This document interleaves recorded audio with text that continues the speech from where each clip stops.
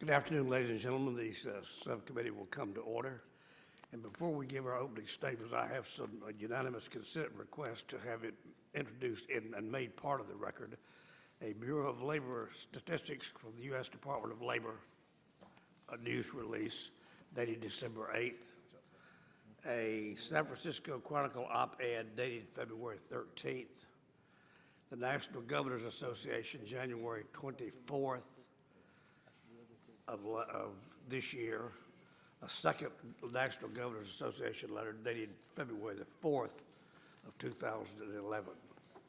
And I would like to have these made part of the record without objection. Folks, to begin with, I want to apologize for my raspy voice. I've been nursing this cold for about a week that seems like a month, so it doesn't sound very pleasant, so bear with me. And I'm going to try to be as objective in my opening statement as I can, but if we in fact create a bankruptcy, strike that, a state bankruptcy chapter, I see all sorts of snakes coming out of that pit, but I'll have an open mind as we go along. Many states are currently suffering a severe budget crisis, as we all know. High unemployment and depressed property values have resulted in less tax revenue for states. But despite taking in less revenue, many states continue to spend as if the recession never occurred. In particular, states continue to offer defined benefit pension plans to their public employees. Defined benefit, as we all know, means that the employee is entitled to the pension without contributing or contributing very, very small amount. Making their budget problems worse, states are underfunding their pension obligations to the tune of $3 trillion, and we'll hear that from one of the witnesses today. Public employee unions need to realize that they should not be entitled to a recession-proof. American workers in the private sector have had their wages frozen during the recession. The 401k retirement plans to which they have contributed hard-earned dollars have lost significant value. Some people fear the states will eventually go broke and ask Congress for a bailout. We all know that bailouts have a mixed bag. Oftentimes, a bailout merely kicks the current problem down the road even farther, and they generally don't encourage fiscal discipline. Neither should Congress permit states to file bankruptcy, in my opinion. Those states would have powerful tools in bankruptcy, like the power to break pension contracts with unions. States are sovereign entities that must handle their financial problems themselves, it seems to me. Bankruptcy for states would cripple bond markets. States, as we all know, issue bonds for capital projects like building roads and universities. Permitting states to break their promises to bondholders would decrease investor confidence and damage states' ability to invest in much-needed infrastructure. Instead, Congress should encourage states to use the tools they already have to bring public employee unions to the negotiating table and restructure pension contracts. My home state of North Carolina is a right-to-work state. Its public employees are not unionized. Rather than demand defined benefit pension plans, North Carolina's public employees contribute to a 401k administered by the state treasurer. I'm eager to learn more from our witnesses about how underfunded public employee pension liabilities are contributing to the various state insolvencies. I'm also interested in how bankruptcy for states would impact states' ability to borrow for capital projects in the bond market. While I disfavor an approach that lets states go into bankruptcy, I will be open to suggestions from the witnesses of alternatives that help states get their fiscal houses in order. I'm now pleased to recognize the distinguished gentleman from Georgia, Mr. Johnson, for his opening statement. I thank the ranking member, and this is my first hearing serving with you as chairman, and I look forward to our service together on this committee in the future. Thank you, Mr. Johnson. I appreciate that. Now, with all due respect to my friends on the other side of the aisle, I must wonder aloud, why is it that we are holding this hearing today? Ostensibly, it's about whether states should be permitted to file bankruptcy, but from what I can tell, none of the witnesses claims that bankruptcy is a panacea for a state's financial troubles. We seem to agree that allowing states to file for bankruptcy would result in increased interest rates, making it more expensive for states to address their financial needs. Moreover, a state bankruptcy action or option would create greater instability in the financial market. There also seems to be some shared concern about respect for state sovereignty in that federal bankruptcy law could be used to override state constitutions and laws prohibiting an impairment of contractual obligations. Finally, states already have the tools at their disposal to address any financial troubles they face, as Majority Leader Eric Cantor has noted. States have the ability to adjust revenues and spending and to renegotiate their financial obligations with creditors. Indeed, I get the strong sense that state bankruptcy may be a solution in search of a problem. Why are we wasting time on what promises to be something of an esoteric discussion about a proposal that few, if anyone, in Congress, including those on this committee, appear to accept? Instead, we should be talking about what Congress will do to accelerate economic recovery and create jobs, which in turn will help states recover financially. We should be talking about the continuing mortgage foreclosure crisis and how Congress will help hardworking American families stay in their homes. We should be talking about crushing private student loan debt that threatens to stifle educational opportunities for people of modest means. We should be talking about how to improve the bankruptcy process so that it can better help honest but unfortunate debtors who've fallen upon hard times because of the lingering effects of the 2008 financial crisis, a crisis brought about by Wall Street's reckless behavior. Unfortunately, I suspect we are here talking about state bankruptcy because of a cynical attempt by the likes of future President Jeb Bush, or future President Newt Gingrich, actually, with Jeb Bush being the vice president, or Jeb Bush being president, Newt Gingrich being vice president. I don't know how they're going to work it out, but they, along with the infamous Dick Morris and Grover Norquist, they are in a unholy combination to demonize public employees for political reasons. Let's call this what it is. It's an attack on a group of workers, including state troopers, police officers, firemen, prosecutors, and teachers. And these proponents of state bankruptcy simply don't like those groups, and they want to do whatever they can to help them, so they figure that allowing states to go into a bankruptcy court and then avoid contracts that they have signed through collective bargaining, a fair process that protect their employees. They want to be able to get out of those, and they also want to be able to avoid their obligations to innocent pensioners, elderly people on pensions who worked all their lives to and expected to be able to retire in comfort with health benefits, and they want to abrogate the terms of those agreements and leave those people up the road or up the lake with no paddle in a boat, subject to the harsh waves of Wall Street. That's what they want to do, because they want to also protect bondholders, state bondholders. They want to protect them in that chapter or in that bankruptcy process. Can you imagine that? Trying to balance the budget on the backs of working men and women, trying to protect Wall Street. This is unconscionable. And we are talking about public pensions that barely have an impact on a state's financial health.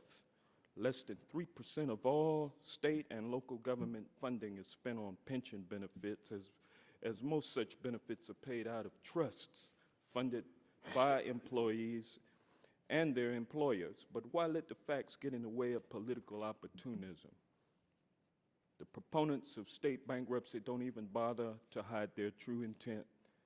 For instance, in a Los Angeles Times op-ed piece published last month, Mr. Gingrich and Mr. Bush, Bush 3, pointed to the stranglehold government employee unions have on state and federal budgets, end quote, rather than the severe economic recession of the last few years as the reasons for the state's fiscal problems. Even more crassly, Mr. Morris wrote a piece in The Hill arguing in favor of state bankruptcy because it would, quote, break the political power of public employee unions and undermine the Labor Democratic Party coalition. Hopefully, sensible minds on both sides of the aisle, including Majority Leader Cantor, Judiciary Committee Chairman Lamar Smith, and Subcommittee Chairman Howard Coble, will carry the day on the issue of state bankruptcy and not allow naked political calculations to answer serious constitutional and policy questions. And with that, I will yield back. I thank the gentleman. The chair recognizes the distinguished chairman of the Judiciary Committee, Mr. Smith. Thank you, Mr. Chairman. A famous tale by Hans Christian Andersen depicts an emperor who cares only about his wardrobe. His weavers fashion him a garment made from fine fabric they say is invisible only to those who are unfit to see it. The emperor cannot see the suit, but he fears being deemed unfit to be king, so he dons his invisible garment and parades around town. Finally, a small child calls out from the crowd, "The emperor has no clothes." Much like the weavers in this story, many states have promised their public employees the finest pension benefits, but have funded their pension obligations with invisible money. In the private sector, employees generally contribute to their own retirement in IRAs and withdraw their savings later in life. In contrast, states have promised fixed payouts to their retired public employees without requiring any employee contribution. States are therefore on the hook to pay 100% of public employee pensions in addition to other retirement benefits like health insurance. Despite the high cost of these pensions, it is not for Congress to admonish states for spending their money as their elected leaders see fit. States are sovereign in our system of federalism and are free to make even very expensive decisions. What is cause for federal concern is that states have so consistently underfunded public employee pensions that cumulatively they face pension deficits of approximately $3 trillion. Some fear that states will eventually default. Voters in spendthrift states should demand collective sacrifice from public employees. Someone must say the emperor has no clothes. Notwithstanding states' fiscal woes, the era of federal bailouts is over. Congress should not take money from taxpayers in fiscally healthy states to give to public employee unions in a handful of spendthrift states. And while bankruptcy for states may seem like an attractive alternative to state bailouts, there are constitutional and policy concerns with this approach. First, I am unsure whether Congress has the constitutional authority under Article 1 to allow a state to seek bankruptcy relief. States are co-sovereigns in our system of federalism and have authority to tax and spend. Even if Congress could enact a state bankruptcy chapter, it is also highly unlikely that any state would ever take advantage of it. The National Governors Association and the National Conference of State Legislatures have announced that states do not want bankruptcy relief and would not use it. States currently have ways to put their fiscal houses in order. Even the governors of traditionally union-friendly states already have taken steps to reduce state spending and reform their public employee pension systems. I'm also concerned that a state bankruptcy option may actually encourage states to borrow more money, knowing that they could later restructure their debt in bankruptcy.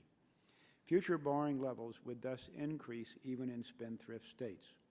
And borrowing would be at higher interest rates for all states because lenders would justifiably charge a price for the risk of state bankruptcy.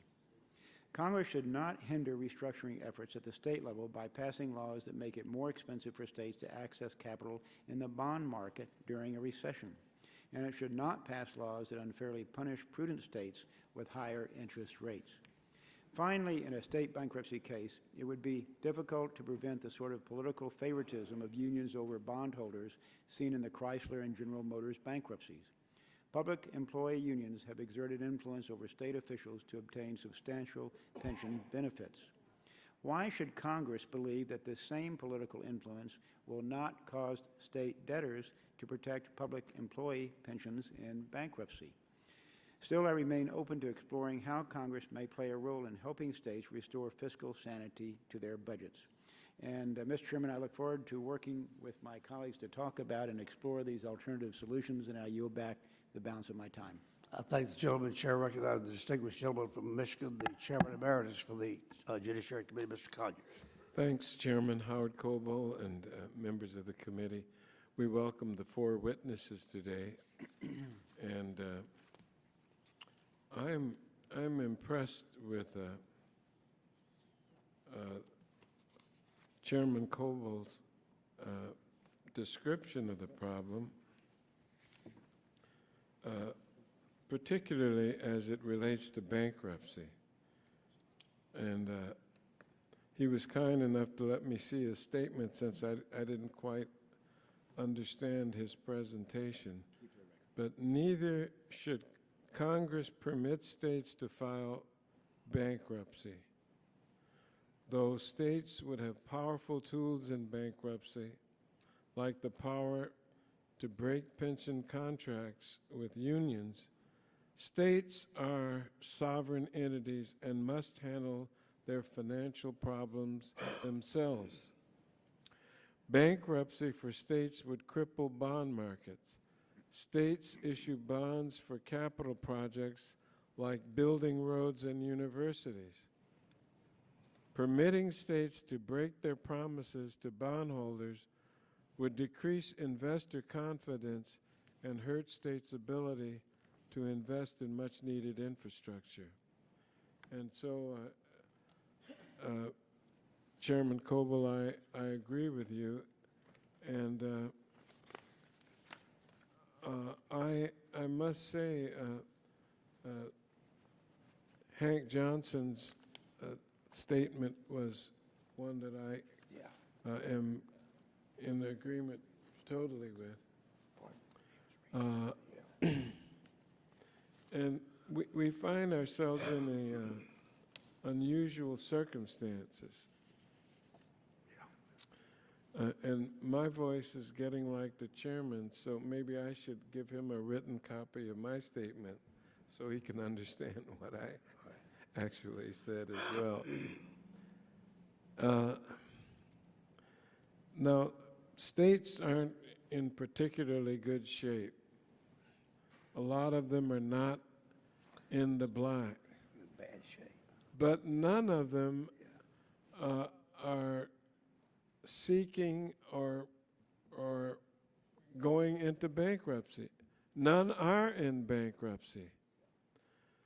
So wherein does the urging from members of the federal legislature come from that encourage bankruptcy?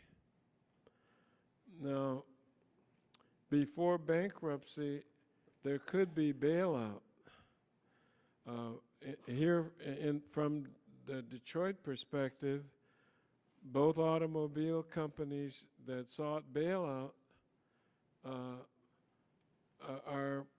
one is paid off and the other is paying off pretty well. The reason I know they're doing so well is that they're declaring bonuses for the leaders. So if they aren't in bankruptcy, this is a hearing that would encourage them, for at least some of the members, to go into bankruptcy. And I want to thank the witnesses, all of their statements except our lead witness, from the professor have indicated some need for caution in this area. And I think that's good. Now, you'll never catch me quarreling with why a subcommittee or the full committee called a hearing, because no one has called more hearings that were quarrelsome by the other side than me. And so now it's my turn to listen to hearings that I may not have would have called myself, but still maybe we can think about this a little bit. Well, look, there's so many conservatives that agree with my position of going slow that I'm re-examining my own position. I mean, when the gentleman, where's Mr. Cantor from? Virginia? The gentleman from Virginia and I find ourselves in agreement. Other leaders are the only people that I can prove are urging a bankruptcy is Newt Gingrich, the former Speaker of the House, and Jeb Bush, the former governor from Florida. Now, what's motivating them outside of further busting public unions, I don't know. But maybe this hearing will shed some light on it, because that's what I'd like to find out more. And so, Mr. Chairman, I thank you for your time, and I'm willing to make a copy of my statement available to you. I thank you, sir. Without objection, other members' opening statements will be made a part of the record. We're glad to have a distinguished panel with us today, and I will introduce them at this time. Mr. Joshua Raho is an associate professor of finance at the Kellogg School of Management at Northwestern University and an NBER faculty research fellow in the corporate finance and public economics programs. He studies corporate investment and financial structure with an emphasis on the ways in which corporations respond to incentives that are put in place by government policies. Dr. Rahal received his PhD in 2004 from the Massachusetts Institute of Technology with his dissertation, Pensions, Corporate Finance, and Public Policy, which won him the 2004 National Tax Association Dissertation Award. Prior to joining Kellogg, he held a faculty position at the University of Chicago Booth School of Business, and he is a former associate economist for Goldman Sachs International in London. Mr. James E. Spiota is a partner in the law firm of Chapman & Cutler, LLP. He was graduated from the University of Chicago Law School and has represented banks, indentured trustees, bondholders, or governmental bodies in litigation over workouts of over 400 troubled debt finances in over 35 different states and in 3 foreign countries. He is also the author of a chapter on sovereign debt defaults and debt resolution mechanisms for an upcoming book entitled The Oxford Handbook of State and Local Government Debt, to be published by Oxford University Press. In 1995, Mr. Spiotto won an award for his presentation on municipal defaults and bankruptcy to the United States House of Representatives Subcommittee hearing on Orange County crisis. Mr. Fabian is the senior analyst, Mr. Matt Fabian, for Municipal Market Advisors, MMA, an independent research and strategy provider specializing in municipal bonds. Mr. Fabian has been a municipal analyst for 13 years and is the author of a widely read bond publication. He has been the senior analyst with Municipal Market Advisors since July of 2006. Prior to his current position, Mr. Fabian spent 2.5 years as the lead municipal research analyst for UBS and headed up an award-winning group within UBS Wealth Management Research. Mr. Fabian was the primary source on municipal bond research for the UBS network of nearly 7,500 U.S. financial advisors, which also which also advising the company's institutional trading and investment banking clients. Mr. Keith Brainerd is currently served as Research Director for the National Association of State Retirement Administrators and has held that position since 2002. Previously, he served as Manager of Budget and Planning for the Arizona State Retirement System, and he also provided fiscal research and analysis for the Texas and Arizona legislatures.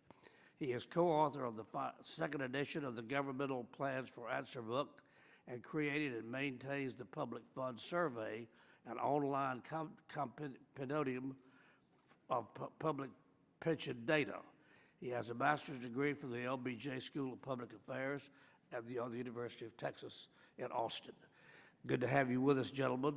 If you will, we try to apply the 5-minute rule to you all and to us. When the amber light appears, you will know that the red light is imminent. So when the red light appears, that will be your warning that it's time to wrap up. If you could do that, we would appreciate it. Mr. Raho, let's start with you. Thank you very much, Chairman Coble, members of the subcommittee. The condition of state and local pension systems and the risks that these systems pose for federal taxpayers is a critical aspect of our nation's fiscal challenges.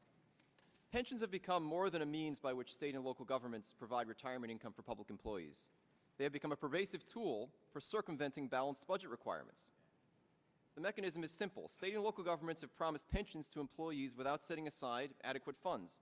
The bill is then left to future taxpayers when the employees retire. By that time, the politicians who made the promises are out of office. In some cases, the bills will be so large that state and local governments will likely seek substantial federal assistance. The Government Accounting Standards Board, GASB, has been complicit in this hidden borrowing by allowing a flawed accounting of these promises. Under GASB rules, state and local governments have around $1 trillion of unfunded pension liabilities. Using valuations consistent with financial economics, Professor Robert Novi-Marks and I have calculated that the already promised part of these unfunded liabilities amounts to over $3 trillion. GASB treats the returns on risky assets as though they were riskless and certain. The government assumes that the actual return will be identical to the targeted return, most commonly 8%, ignoring the fact that if the assets do not return 8%, the taxpayers are on the hook for the downside. GASB confounds the measurement of the amount of debt with the government's risky plans for repaying the debt. Consider how this would work if you could apply it to a federal bond issue. Suppose you issued $1 trillion of 10-year bonds, and suppose further that you spent half the proceeds immediately and put the other half in a fund invested in stocks and bonds, hoping that it would grow to repay the debt in 10 years. Well, obviously the government has a new debt of $1 trillion and new unfunded liabilities of $500 billion. But under GASB logic, the government could claim that since the expected return on their portfolio is 8%, there was actually no unfunded liability. This would be a way to deal with a $1.65 trillion budget deficit at the federal level. You would just borrow another $1.65 trillion invested in stocks and bonds, claim that it will have an expected return of 8%. Under GASB rules, that would be okay. This is hidden debt, debt that will eventually force governments to choose among a group of unpalatable options, slashing public services, dramatically raising taxes, attempting to cut benefits, defaulting on debt, or seeking a federal bailout. Many pension systems are approaching a day of reckoning. Even assuming 8% returns, the assets of the systems in 7 states and 6 big cities would be insufficient to pay for today's already promised benefits past 2020. And what this means is that substantial contributions to the funds will be needed over the next decade to pay for legacy liabilities. Some state governments are taking steps to address the issue, but many are going in the opposite direction. So, for example, by statute or by contract, many major public pension funds in Illinois do not contribute anywhere near the amount required to pay new costs and to begin to pay down unfunded liabilities. The California State Teachers Retirement System contributed only 55% of the recommended amount in 2010, even by GASB standards, and New Jersey made only 5% of the recommended contributions to its state police and teachers funds. Now, if states perceive implicit federal backing, they may lack the incentives to undertake reforms of these systems. So I would argue that Congress should limit the liability of federal taxpayers by providing states with those incentives. It should condition the availability of federal money on pension reforms that limit off-balance sheet borrowing. In particular, the Public Employee Pension Transparency Act, H.R. 567, would be a very useful step. It would condition federal tax benefits on disclosure by the states of the true financial value of these unfunded public pension promises. The bill establishes an incentive. If states want federal subsidies, then they may not engage in off-balance sheet borrowing through improperly valued pension liabilities. Congress should consider further incentives-based approaches, both carrots and sticks, particularly if the idea of a state bankruptcy code is not going to be pursued. One approach would relate to the tax treatment of bonds that could be used to fund pensions. In a plan I developed with Professor Novi Marks, a state would be allowed to issue tax-subsidized bonds for the purposes of pension funding if and only if it agreed to specific austerity measures, including closing its defined benefit plans to new workers, enrolling all new employees in a defined contribution plan, plus Social Security. The cost savings from the new Social Security enrollment would offset a large portion of the costs from the debt subsidy. So in sum, I would say that urgent action at the federal level is required to ensure that federal taxpayers will not be the ultimate underwriters of state debts.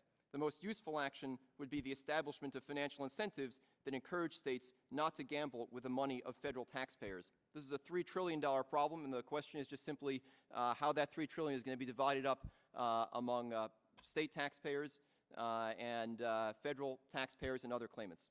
Thank you. Thank you, Mr. Rao, and you beat the red light, Sure. putting pressure on your colleagues. Mr. Spiano, good to have you with us. Recognized for 5 minutes. Thank you, Mr. Chairman Coble. It's my pleasure. Pull that mic a little closer to you, Mr. Spiano. It's my pleasure to address you today. Obviously, you all, in framing your statement, have clearly outlined the problem that is facing states and even local governments with regard to how do you meet all of your debt obligations, all of your financial obligations in challenging times, especially economic downturn. The question posed is, given underfunding of pension obligations for state governments, should there be a chapter for a state bankruptcy? This question sounds like an easy solution to a difficult problem, but there are many practical problems to that. And what I'd like to explore with you today is some of those practical problems and concerns that need to be addressed, and I think in considering those lead to the conclusion that bankruptcy is obviously, just like it is for municipalities, the last resort, and certainly there are many other options available that should be used and can be used to solve the problem. First of all, let's look at Chapter 9. Chapter 9 was passed during the Depression in the 1930s.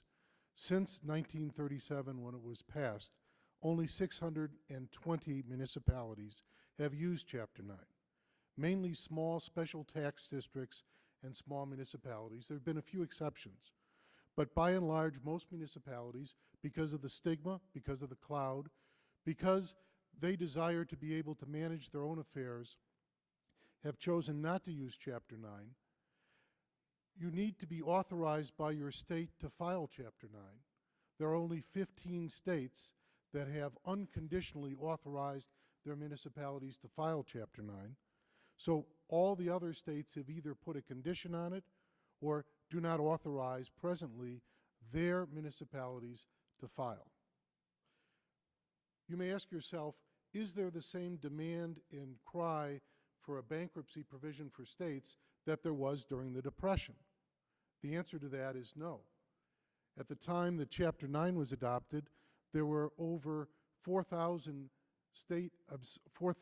local defaults by municipalities. There are over 1,000 municipalities desirous of having Chapter 9 adopted.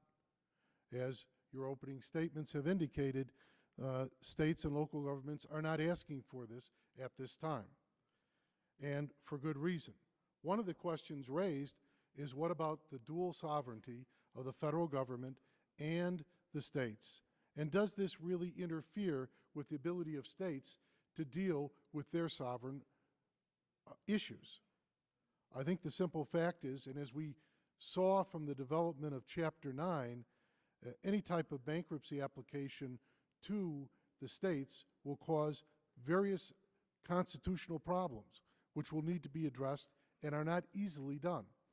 If you recall back in 1934, when they passed the first version for municipal bankruptcy, it took Congress and a few Supreme Court decisions to, by 1937, have something that passed the muster of constitutional scrutiny. The Bivens case and the Ashton case by the Supreme Court outlined that a federal judge of a dual sovereign, the federal government, cannot interfere with the revenues, with the property, with the government, with the affairs of a municipality. That municipality is a sub-sovereign of the state. When you take it on the state level, and given our constitutional background in the 10th Amendment and Supreme Court decisions, it will be very difficult to have a federal judge be able to navigate those waters, and that difficulty will cost time, money, and effort, and inability to really address the problems. So on the constitutional basis, it seems that it will be very difficult to really solve that problem. Chapter 9, in the passage of that, outlines in the Bivens case and the Ashton case those problems. Are there solutions? Yes. States have, for a long history, solved their problems. Their general obligations have been paid. Since 1800s, they have done almost anything to make sure they dealt with their problems. Yes, we have an economic downturn, but that does not mean that they will not be able to address it. Are there solutions? We have in the materials talked about a public pension authority that might be established by the state to deal with these issues. We've talked about possibly a federal independent court to deal with issues that relate to unaffordable and sustainable obligations. There are also the ability to possibly facilitate with issuing bonds.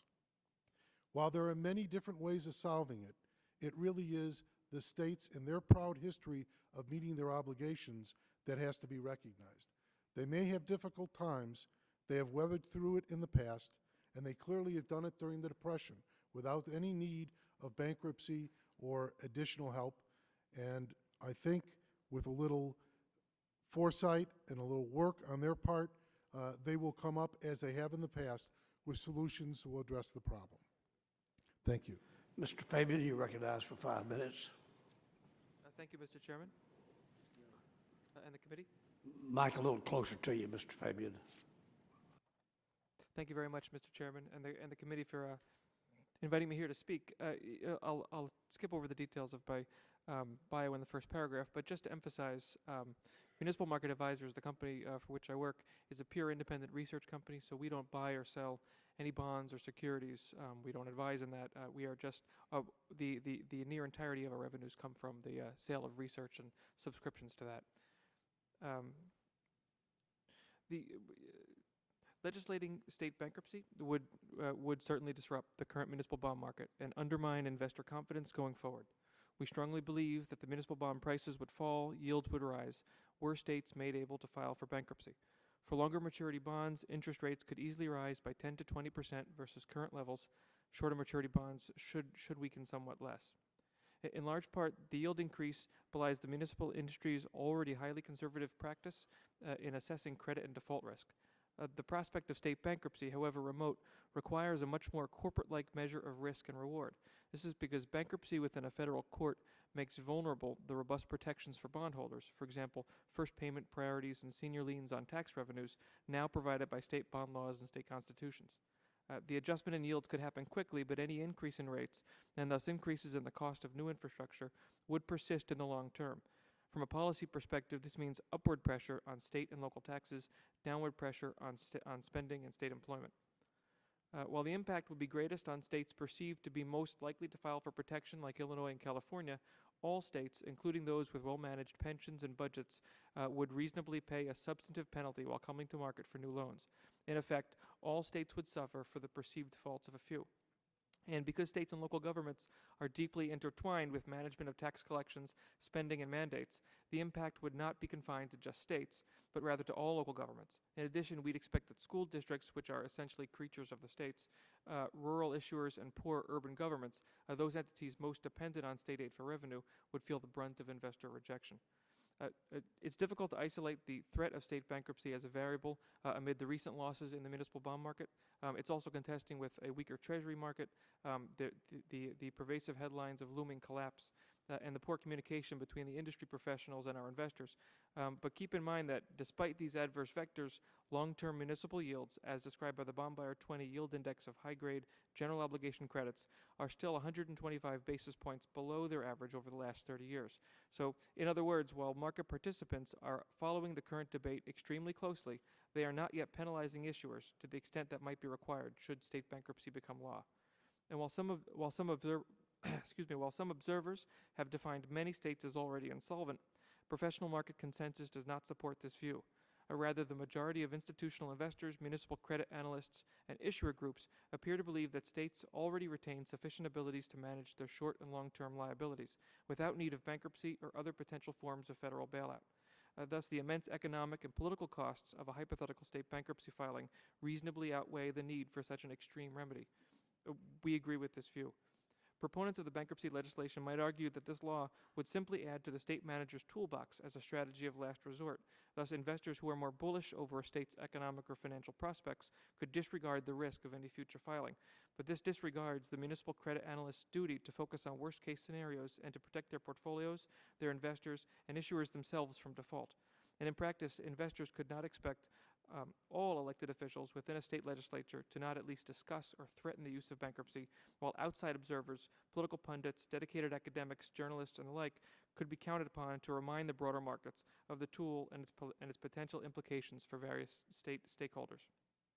Thus, even an unused bankruptcy law would amplify related headline risk that has already been highly disruptive to normal capital market functions, exacerbating systemic illiquidity and pushing yields and spreads higher. Thank you very much. Thank you, Mr. Fabian. Mr. Brainerd? Chairman Coble, Representative Johnson, members of the subcommittee, I'd like to wish each of you a happy Valentine's Day. Thank you, sir. Thank you for inviting me to testify today on this important matter. Given the unprecedented fiscal challenges facing all levels of government, the accuracy and integrity of information is vital. So I appreciate the opportunity to explain to the committee how state and local pensions work. Unfortunately, much of the reporting on these retirement systems seems drawn to those who lack this understanding or who use inappropriate methods and assumptions regarding their operation. On the whole, state and local government pensions are weathering the financial crisis and making measured changes to ensure long-term sustainability. Only a generation ago, most plans operated primarily on a pay-as-you-go basis. Since then, states and cities have worked to advance fund pension benefits by requiring employees and employers to contribute enough to a pension trust during their working years to pay for their pension benefit. This was done without federal intervention and has largely been a success. By 2000, assets in most public pension trusts equaled or exceeded expected pension payments. Public pension trusts are designed to weather market volatility and have done so repeatedly over their history. Even at the market low of the most recent and unprecedented financial downturn, there was still over $2 trillion in public pension trusts. Since then, values have rebounded sharply, reaching $2.8 trillion at the end of last year. The assertion that public employee pensions are contributing in a meaningful way to state insolvency is simply not supported by the facts.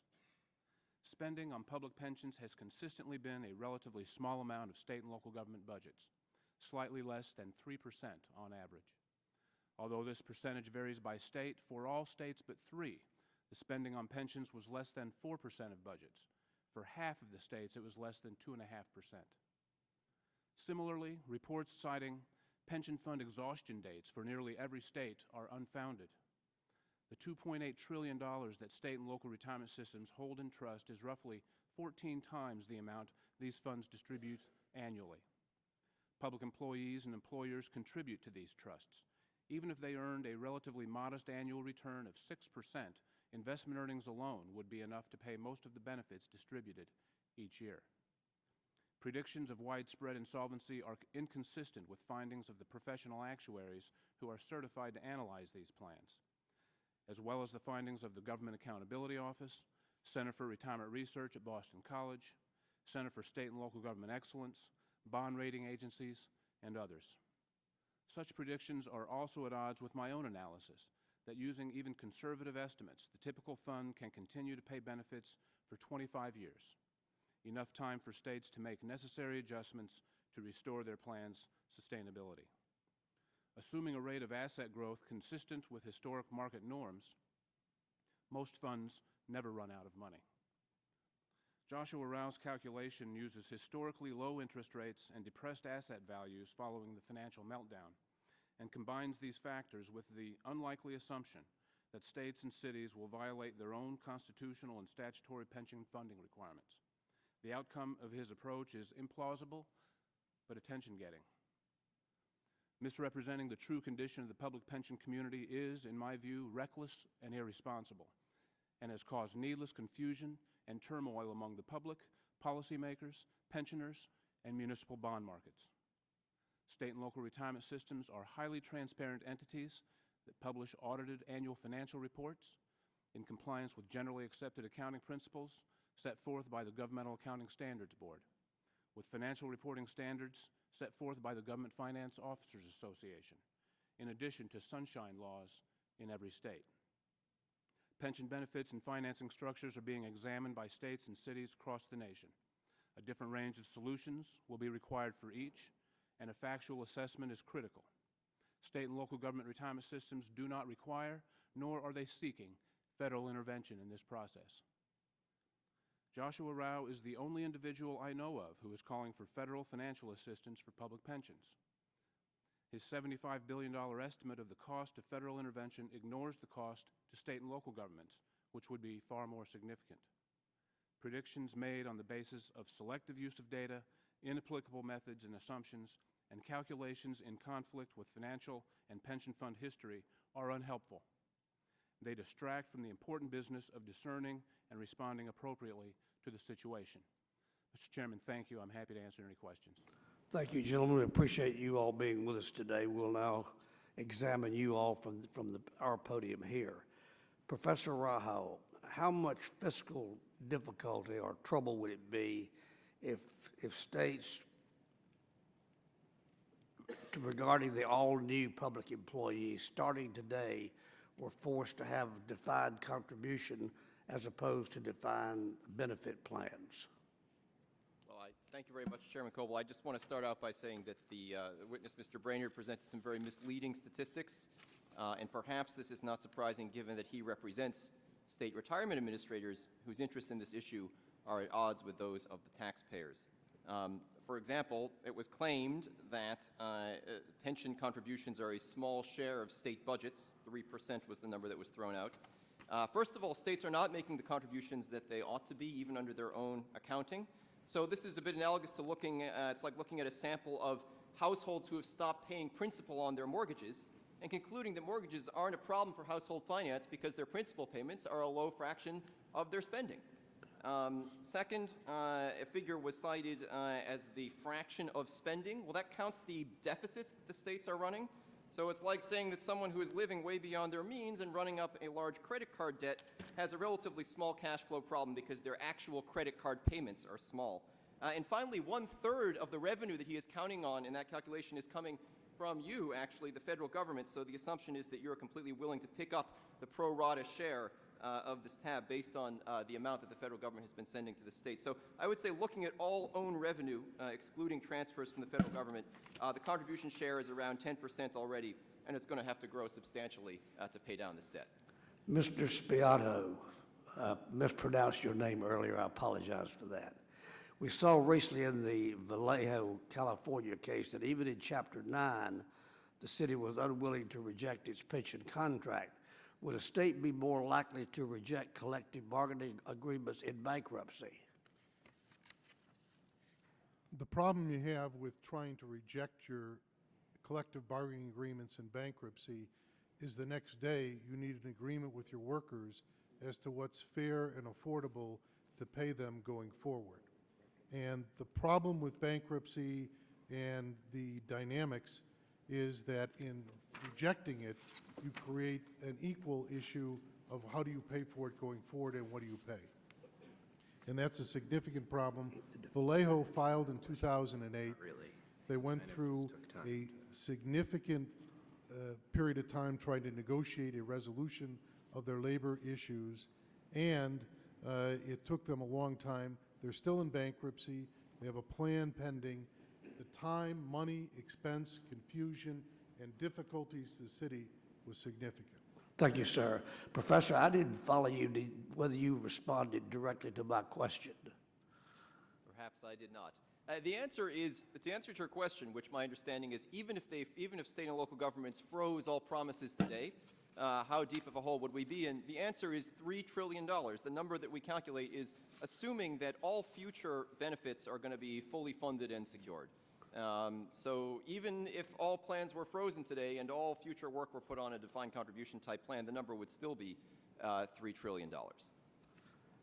Mr. Fabian, who holds most of the state and municipal paper currently?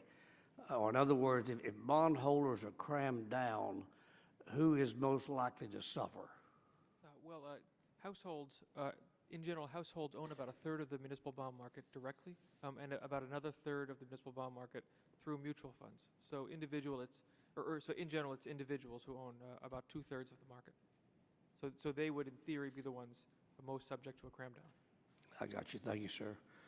Mr. Brainerd, do you believe any reforms are needed to the GASB rules to require states to accurately report their pension liabilities? Because I'm told oftentimes that some of these have been laced generously with inaccuracy. GASB has been, Mr. Chairman, GASB has, for the last few years, been considering a range of changes to state and local pension reporting requirements. And among the reforms that they are seriously considering at this point is a modification to the investment and return assumption that plans use to discount their future liabilities. That modification appears sound to me. There are some other adjustments that they are considering with regard to how quickly public pension plans recognize investment gains and losses that generally we're not uncomfortable with. And very quickly you get into the range of GASB reforms that would becomes eye-glazing material. I'm not quite sure what level of detail you'd like me to get into. I think so. My red light appears, so I will have to terminate. The gentleman from Georgia. Thank you, Mr. Chairman. Professor Rao, it's also Dr. Rao, correct? And Doctor, in addition to your duties and responsibility as a associate professor, you have some other professional responsibilities that you tend to. Isn't that correct? I don't know what you're referring to. Well, I mean, you do some consulting on the side, and you write papers for various groups. For various groups? No, I have never written a paper that has been commissioned by a group, no. Mm-hmm. Well, who have you written? Tell us some of the folks you've written papers for. No, I don't write papers for anyone. I write papers under my own name, and I present them at conferences, and that's all. Well, let me ask you this. Let me ask you this. Yeah. You make a little outside money in addition to your salary as a professor. Isn't that true? I have a small amount of consulting income. That is correct. And you have your own consulting company? No, I do not have my consulting company, no. Now, who do you consult for? What companies pay you to consult? I have not actually taken money from, I mean, okay, so I'm not sure whether this is an allowable line of questioning, but I can go. Well, you inferred that Mr. Brainerd had an interest in preserving the status quo, and I just wanted to explore what your interest is. I have never worked for an organization that has any kind of stake in this particular this matter. No, none whatsoever. Well, what about politicians? Have you been working with any politicians on this issue? Members of Congress?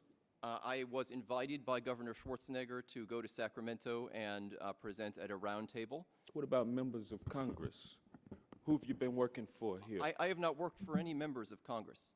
You've not I consulted received, with any I received members some of Congress? emailed questions about the pension, the Public Employee Pension Transparency Act. Yes. From Congressman Issa's office. I answered Congressman those questions Darrell Issa for no fee. from California? Yeah, for no, I mean, I was emailed questions and I answered the questions. And these questions concerned the fiscal health of the state of California insofar as its pension liabilities are concerned. Isn't that correct? No, the questions that Congressman Issa's office emailed me were about simply my calculations that the unfunded liability was $3 trillion and just some explanations about how I arrived at that number. That was all, and there was no money that exchanged hands. Well, now you are of the opinion that the state of California is in big trouble with its pension obligations? When one discounts the Now, yes or no? I don't like to put the word big trouble on these Okay, things. I like but to they put a are number. they How about a have number? some issues. $500 billion of unfunded liabilities for the state of California. I think that's not a trivial. And you believe that the federal taxpayers may be asked to bail out California because of its unfunded pension responsibilities. I think there are a number of states around the country. Is that true or is that false? I don't want you to. That California in particular, I mean, I think there is a chance that the federal government will be liable, will be asked to come to the assistance of California, and I think that part of the issue is that they have borrowed from public employees to the tune of $500 billion above and beyond the assets that they have set aside to pay for those promises. But now they also have, so you're concerned, you want to tie the state's hands insofar as its relationship with its recipients of pensions and with its employees by allowing them to get out of trouble through a bankruptcy. Is that what you want to do? Through a bankruptcy, no. I've said nothing of the kind. I have not. You support California if it decided to avoid having to pay pensions because they have not funded they have borrowed money I from have their said nothing pension. of the kind. In fact, I want to be clear. I do not call for cuts in benefits that have already been promised. All of the proposals that I have made have Well, been. you're just trying to keep the states from borrowing from their pension funds. Is that what your motivation I'm trying to is? stop the states from borrowing from public employees in a way that is not transparent to taxpayers. And you figure the best way to do that is to allow states to avoid the pension obligation. No, avoid their pension obligations. No, I have never That's called. that's what a bankruptcy would do, wouldn't it? It would. Well, the gentleman's time's expired. You want to, did you have one more question to him? Well, yeah, I would, I don't understand. You're coming here to testify about allowing states to have an opportunity to file bankruptcy so that they can eliminate their pension obligations and thus won't have to come to the federal government With for all due bailout. respect, sir, I think you're putting words into my mouth. I mean, I did not. My testimony was not about that. It was about how we've got the situation that we're in, the fact that states owe $3 trillion to public Well, the employees. gentleman, That this is a problem. gentleman's time has expired. The South Carolina, Mr. Gowdy is recognized for 5 minutes. Thank you, Mr. Chairman. Mr. Brainerd, I also want to thank you for reminding us it's Valentine's Day. In the long run, you saved us more money than all the states cumulatively owe by that reminder. So thank you. If you saw a lot of people busily texting, it was because of your reminder. So thank you for that. Mr. Spiato, you mentioned Bivens. You are concerned about the constitutionality of federal involvement in state bankruptcies. Extrapolate on that for us. Yes, the big problem with the federal government setting up a bankruptcy court for the states or a state is, one, it can only be voluntary because, given the 10th Amendment, the federal government cannot mandate that. Aston and Bevins are very clear on that from the Supreme Court. Second, there'll be very limited power of any federal bankruptcy court to really deal with any problem that the state has. And third, states probably, if they had to define their problems and put it into a hierarchy, they may have a small number of real problems in their creditor relations, and many issues they don't want to overturn, they don't want to tip over that relationship, and it's working quite well. And what bankruptcy does is throw them all up in the air, and you have to find a solution to them. And it puts the state in a situation where it has to work through these problems in a system that doesn't provide any additional funding to them, no additional tax source, and puts them in jeopardy and puts them with a cloud which normally they've worked hard the last 100+ years to avoid, i.e. that they've met their obligations when they've had to, and they have not failed to do so. And therefore, it puts a cloud without a mechanism to solve it. Mr. Brainerd, if I am missummarizing your testimony correctly, I thought I heard you say that you think that there's a sufficient amount of money available for the next 25 years so long as changes are made in that quarter century to correct what I assume you would agree are some structural defects. What kind of changes would you like to see states make, and what's taken them so long? Representative Gowdy, in any number of states, some degree of reform is required. It's going to vary by state and indeed by individual pension plans. The National Conference on State Legislatures recently reported that in 2010, last year, an unprecedented number of states took action to modify their pension plans. This includes reducing benefit levels and increasing contributions either from employers but also from employees. And so the solution is going to be unique depending on the unique pension plan, but generally it's a reduction in benefits and an increase in contributions from employees, employers, or both. But you don't disagree even with the professor that some systemic structural changes must be made? In many cases, not all. Professor, are there any trends among the states that are in the most serious trouble with respect to right-to-work status versus union status, tax code, regulatory code? Are there any trends with respect to the states that are in the most amount of trouble fiscally? Well, the trend that I'm seeing is that there is a serial correlation, if you will, where the states that have been in bad shape are kind of getting worse, and in particular with respect to Illinois, which has simply not been addressing their pension problems, as well as New Jersey, which has simply been not contributing.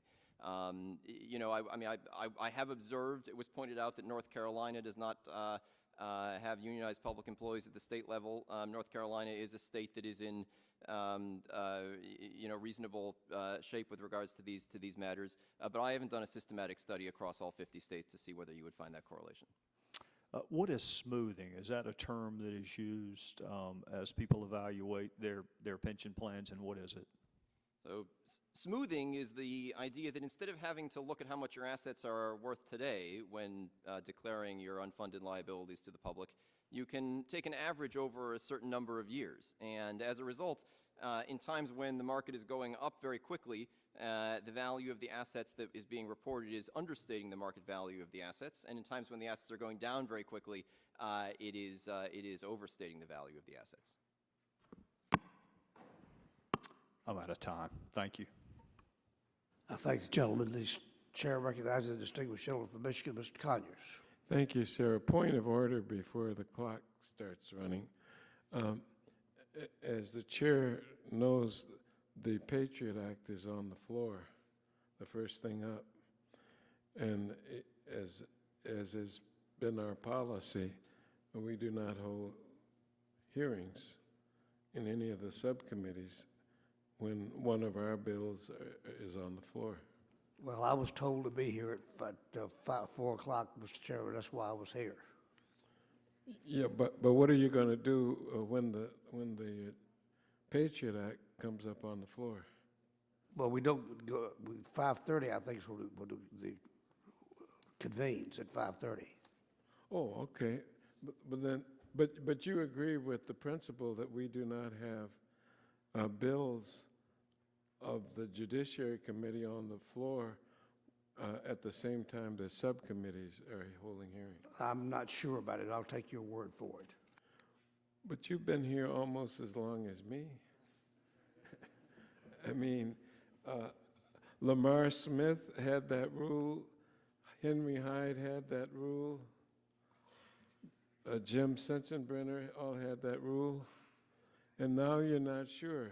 Well, I say to you, Mr. if the gentleman will yield, I didn't call the hearing, so I'll hold me harmless for that. I think it's been a good hearing, by the way. It has been. I quite agree, sir. But we're starting not at 5:30, but in 10 minutes on the floor of the House. If we just called and checked. So I don't want you to get in trouble because you weren't sure. I'm here to help. I stay in trouble, Mr. Conyers. But I think we ought to summon the chairman of the full committee here to help us straighten this up, because I am the floor manager for the minority on the Patriot Act. Hank Johnson has already requested time to speak on the Patriot Act. Well, And you're suggesting that we just stay here because you're not sure of well, what the rules are. we're planning to adjourn at 5:20, but if Well, we need to get moving. No, that is unacceptable. I would make a point of order and ask someone to call in Lamar Smith, because I don't have an obligation to choose between this important subcommittee of yours and my managerial responsibilities on the House floor. Would you help me with that? Can't help you with it, Mr. You mean I just make a choice?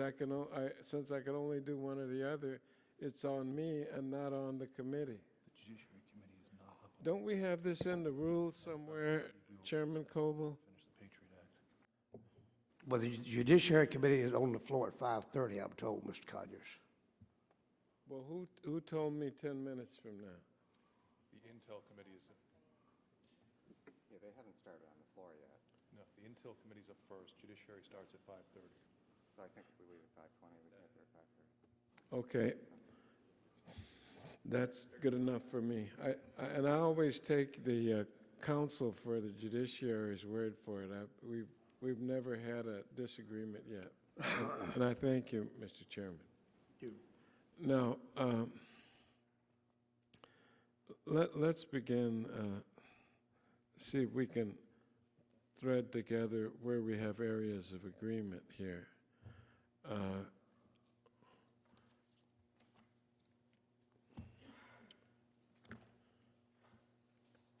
Where's the question now?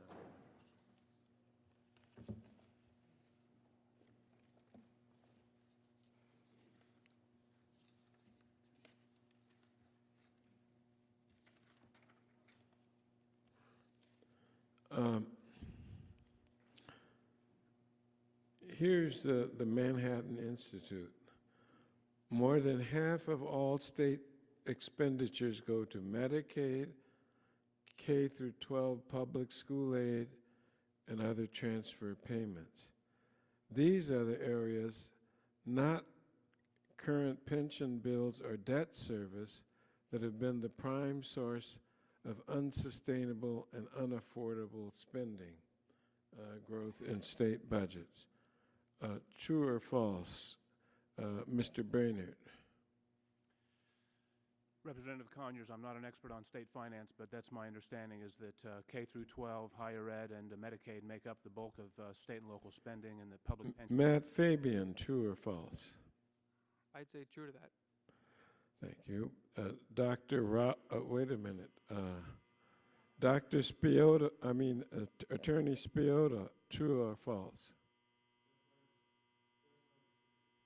That's my understanding. Right. Professor Rao, true or false? On spending, yes, states have spent more on those things than on other things, but you can't look at this like spending. This is debt, and it's like debt that's not being paid down. True or false? They have, if I think I didn't understand. You can say false. It's okay. I mean, I think if I understand the Well, question, then have they why spent don't more you on this- agree with everybody else and say true?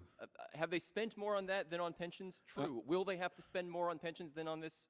Yes, they will have to spend more on pensions in the future. But you didn't answer my question, sir. My question is the question. true or false? I'll give you true. Well, thank you. Thanks for your cooperation. Because the Manhattan Institute is have you heard of the Manhattan Institute? Do you acknowledge that they are a pretty conservative think tank organization? I don't understand why their politics would have any bearing on this. I didn't say it was political. I said that they were conservative. Is that so? I didn't know. I see. All right. Let me ask you this. Have you heard of the late Attorney Joseph Rao? Yes, I have. And your name is Rao. Yes, it is. And are you two related? Not that I know of. Well, wait a minute. Everybody commonly knows all Raos are related. I mean, whether they know it or not. Do you realize that he might be turning over in his grave now to be hearing your testimony? I don't know why that is here or there. No, it isn't. It isn't here. It is irrelevant. But don't you think that the late Joe, who used to testify before this committee?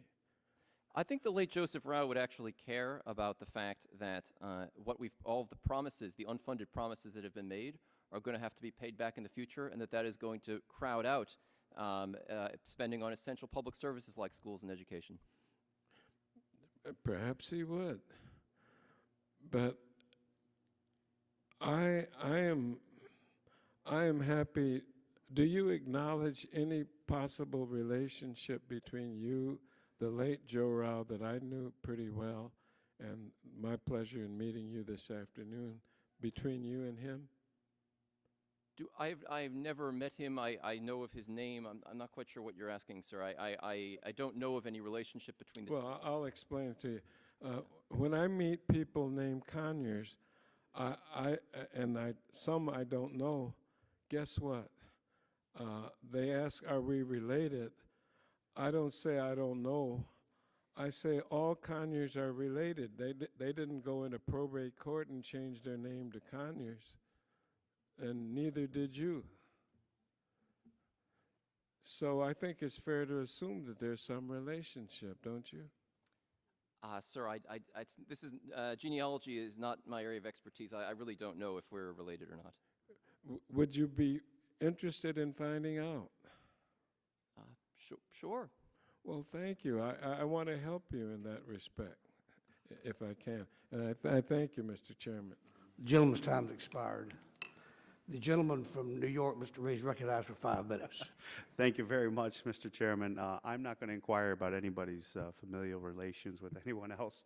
I'm really concerned about the issue that we're facing with the unfunded liabilities that are facing our nation. As a city mayor, I saw this issue firsthand. I saw Gatsby 45 and its requirement that we disclose our unfunded liabilities and try to quantify that. And when I did that as a mayor, I tell you, my eyes popped out of my head, because I said, shame on my predecessors who never dealt with this issue and now are saddling me, plus the children of my community, with this debt. So I'm very comfortable in coming to the conclusion that we have a serious problem when it comes to this issue.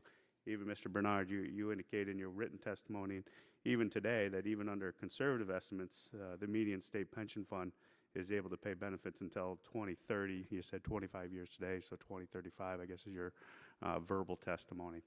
So my question is, and I do recognize the concern about bankruptcy, and I want to make a note. I believe the state of California issued IOUs. A great state of our union had to go to IOUs to meet its monetary obligations. That's very scary to me. And as a freshman member of this Congress, that puts generations of children in jeopardy, that America will not be here because states such as California are coming up with different types of currency to cover their obligations. So I don't want to make light of this issue. This is a serious issue, and it's part of a bigger problem that we're facing in this nation. So I recognize the issue with bankruptcy, and I recognize the issue that will send reviewing your written testimony to the municipal bond markets, and the facts that people may look at that investment as something where historically it's always been looked at as a secured investment, something that's going to keep the rates low because they're going to fulfill their obligations. So I'm interested in talking to any of you. I guess I'll start with Professor or Mr. Spiato.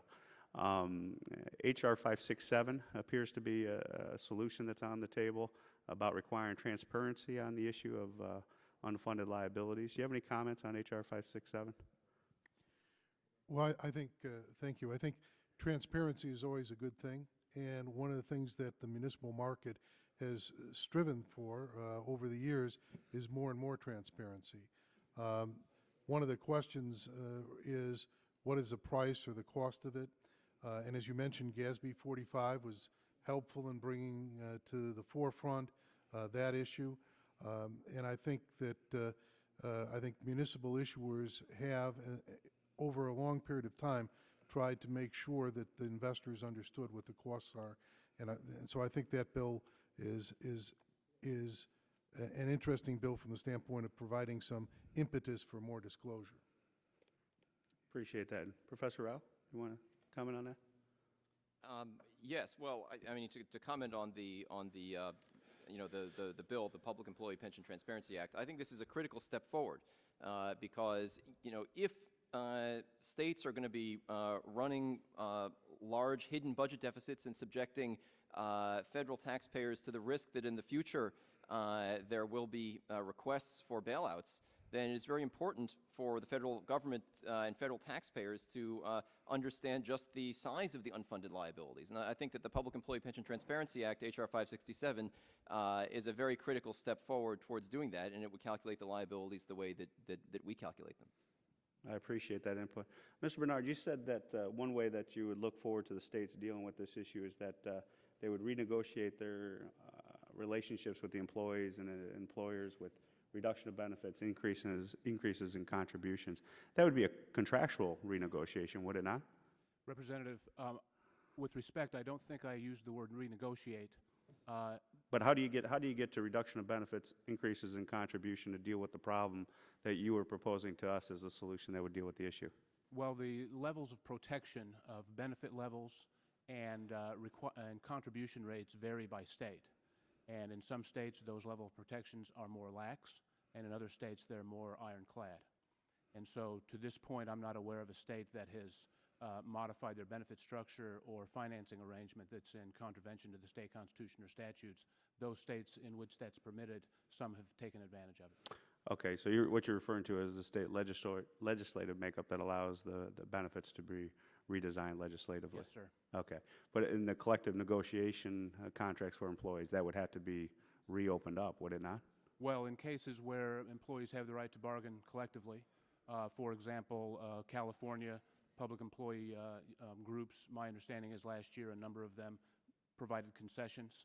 So a voluntary concession that they would have to come to the table to deal with the issue? Yes, sir. Okay, I see my time has expired. Thank you, Mr. Chairman. I thank the gentleman from New York. The chair recognizes the distinguished gentleman from Illinois for 5 minutes. Thank you, Mr. Chairman. Mr. Chairman, I sure don't need to be convinced that this is a serious problem. I come from Illinois, which seems to compete with California to dive off the cliff like lemmings and not recognizing this as a serious problem. And I see it as years of neglect. And in Illinois, it's 20, 30 years of underfunding and having ridiculous rules about what people think they can do in providing, in some cases, with all due respect, sweetheart deals to some folks that put this system in this vein. And it wasn't until the economic downturn that this really came to light. The economic downturn is blamed for this, but in reality, that's only part of it. I mean, the symptoms were there and we weren't paying attention. The economic downturn just made it so much more dramatic. And as part of the larger picture, state and local governments as a whole in terms of financial management, we're forgetting the story of Jacob in Genesis, that during the 7 good years, you should save for the 7 lean years. So we know how we got there, but there's some nuance here this is my second hearing on this in less than a week. One more, and I get a set of steak knives, I'm told. But everyone seems to be kind of in the middle. I mean, there's not going to be a bailout, and states need to recognize that and act accordingly. They need to reinvent themselves, streamline, consolidate, and reform, including their pension plans. But to bankruptcy, I've just heard so many concerns within the bond market and among many others about the ramifications on that.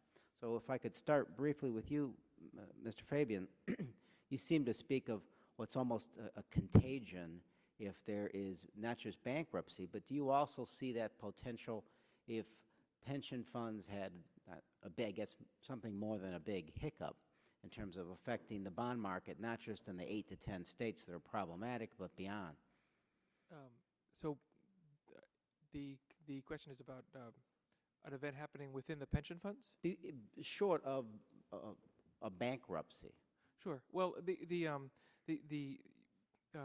municipal market right now, the issue of bankruptcy, the issue of a collapse is something that would affect the market regardless. The municipal market right now is particularly vulnerable because we've been under a fairly intense media assault, a warning of looming collapse of the market.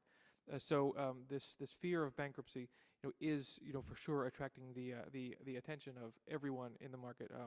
Certainly all of our subscribers and probably many more. The idea of something outside of bankruptcy, I'm not exactly sure what that might be, but I'm thinking of Defaults? Well, on the pensions. Well, some major financial hiccup in that vein of payments. The one thing, there's a study by the payments on loans for the bonds. Well, the way that most states are set up, actually Illinois is an excellent example.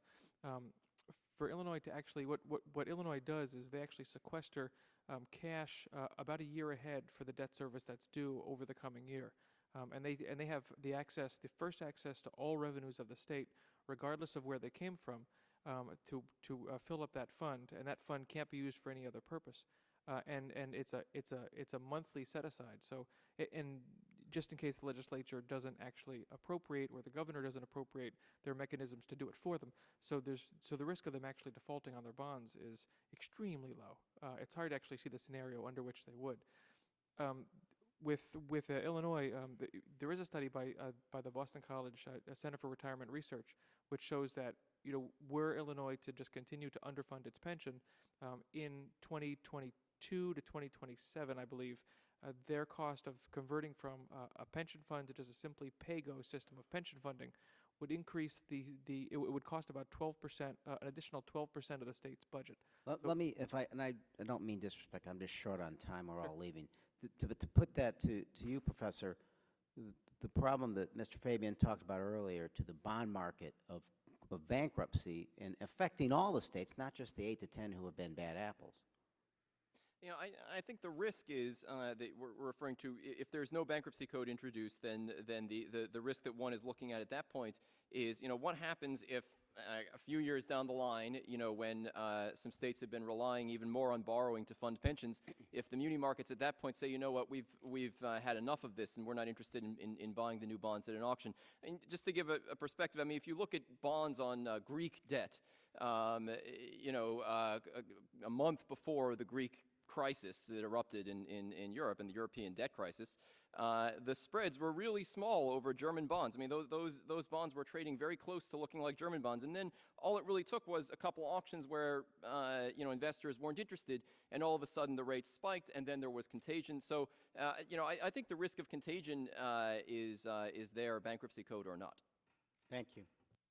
The gentleman's time has expired. The distinguished gentleman from Florida, Mr. Ross, is recognized for 5 minutes. Thank you, Mr. Chairman. Professor Rao, from the tone of what I've heard, I appreciate Mr. Brainerd wishing us happy Valentine's Day. I can just about bet, though, you're not on his Christmas card list. But more importantly, as I've read some of his reports, he indicates that on the whole, state and local pensions are weathering the financial crisis and making measured changes to ensure their long-term sustainability. It goes on to refer to a study authored by you saying it promotes confusion by mixing apples with oranges, and then goes on further to also say that the method used to determine future pension liabilities of states and localities is not recognized by governmental accounting standards. How do you respond to that, Professor?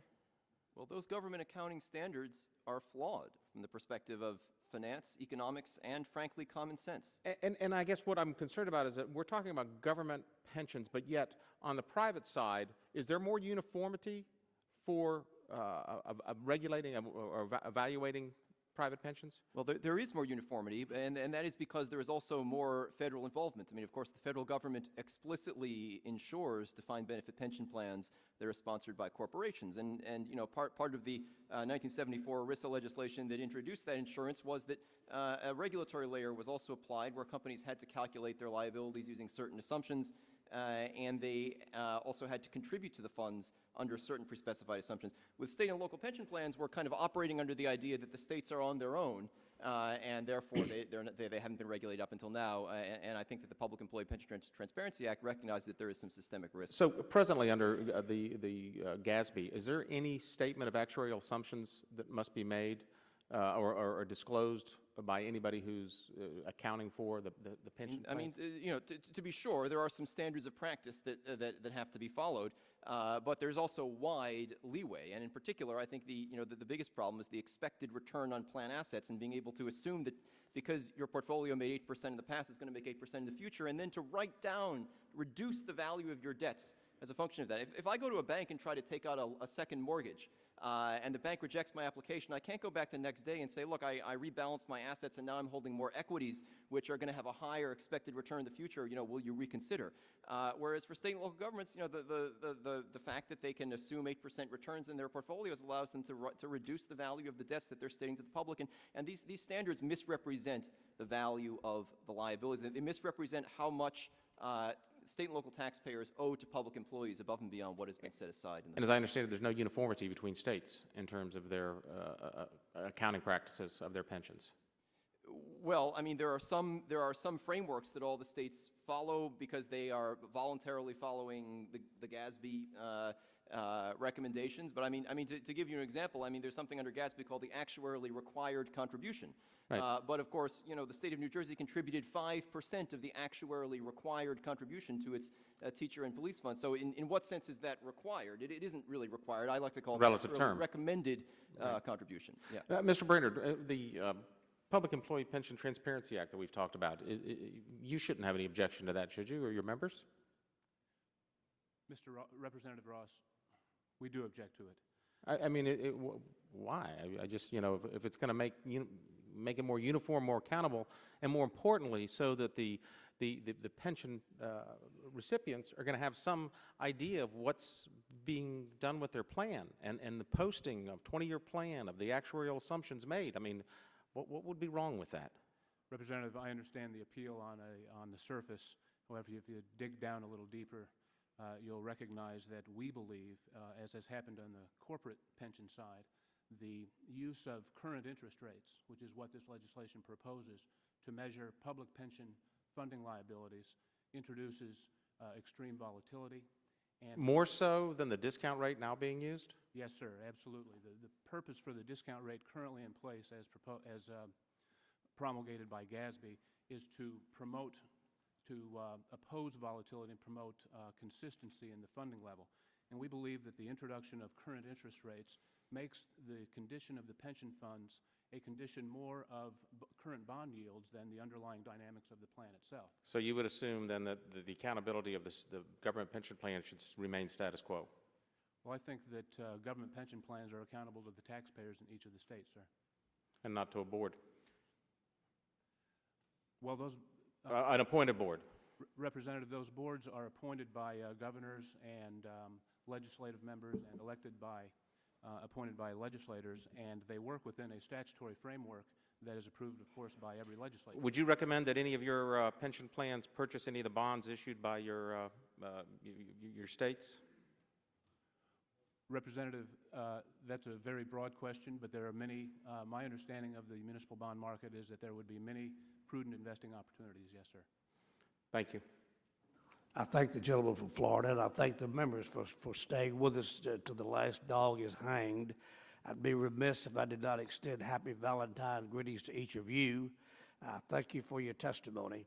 Without objection, all members will have 5 legislative days to submit to the chair additional written questions for the witnesses, which we will forward and ask the witnesses to respond as promptly as they can do so, so that their answers may be made a part of the record. Without objection, all members will have 5 legislative days to submit any additional materials for inclusion in the record. With that, again, I thank the witnesses and those in the audience, and this hearing is adjourned. Thank you, Mr. Chairman. Oh, thank you, Hank, for hanging around.